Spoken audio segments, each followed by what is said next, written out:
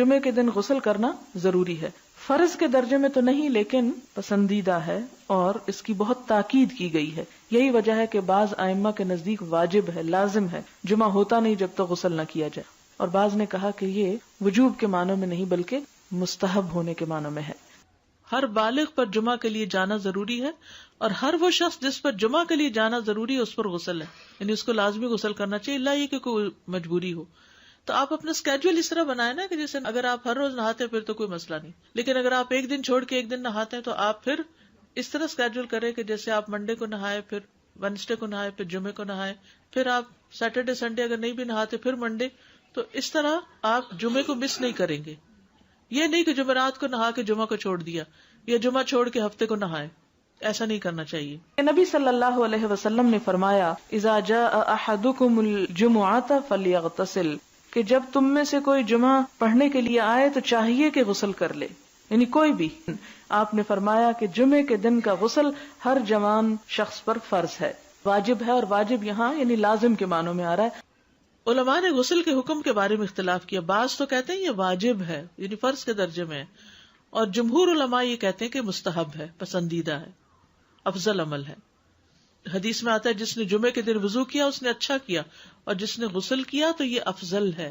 عمر بن خطاب اس اسنا میں کہ وہ کھڑے تھے جمعے کے دن خطبہ دیتے ہوئے، اذ جاء رجل من المہاجرین الاولین، جب آیا ان کے پاس ایک شخص مہاجرین میں سے جو سب سے پہلے مہاجر تھے، من اصحاب النبی صلی اللہ علیہ وسلم، حضور صلی اللہ علیہ وسلم کے ساتھیوں میں سے بھی تھے، اور کہا جاتا ہے کہ یہ حضرت عثمان تھے. فناداہ عمر، تو ان کو حضرت عمر نے خطبے کے حالت میں پکارا، ایت ساعۃ ھذہ، کون سی ہے گھڑی یہ کون سا وقت ہے؟ قال انی شغلت، تو انہوں نے کہا کہ میں مشغول تھا. فلم انقلب الی اہلی، تو میں گھر نہ جا سکا. حتی سمعت التاذین، یہاں تک کہ میں نے آذان سن لی یعنی جمعے کی.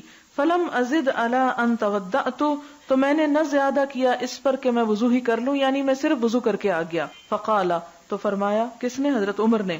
والوضوء ایضا، اور وضو ہی بس.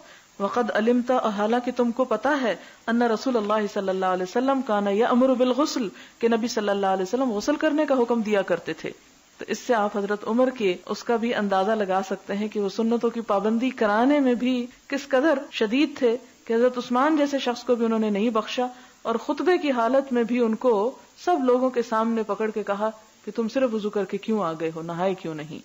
نہانا، خوشبو لگانا، مسواک کرنا، تینوں ہی لازم ہے. اور چونکہ یہ تینوں ایک جگہ پر آ گئی، اس سے یہ پتا چلتا ہے کہ یہ جو غسل ہے یہ اس طرح واجب نہیں آتا کہ جو فرض کے درجے میں ایک طرح سے آ جاتا ہے، بہت ضروری، یعنی بہت پسندیدہ ہے، بہت اس کی تاکید کی گئی. لیکن اگر کوئی کسی وجہ سے نہیں کر سکا تو وہ ایسا نہیں کہ جیسے کسی نے فرض نماز چھوڑ دی.